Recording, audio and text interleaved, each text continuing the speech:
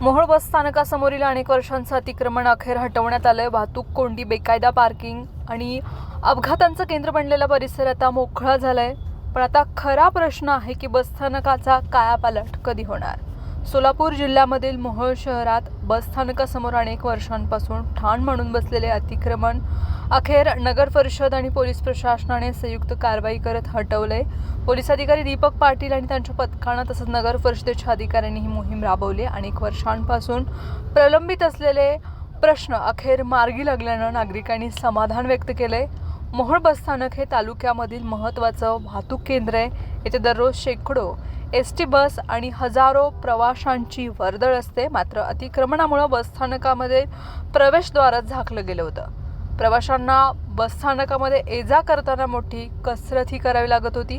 इतकंच नव्हे तर नवीन एसटी चालकांनाही बस स्थानकाचं प्रवेशद्वार हे सहज दिसत नसल्यानं अनेकदा वाहतुकीमध्ये अडथळाही निर्माण होत होते।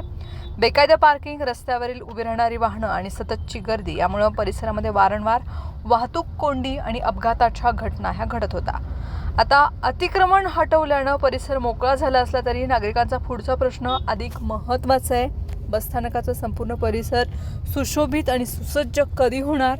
वाहतूक व्यवस्थेचं कायमस्वरूपी नियोजन होणार का? बेकायदा पार्किंगवरती कायमस्वरूपी आळा बसणार का?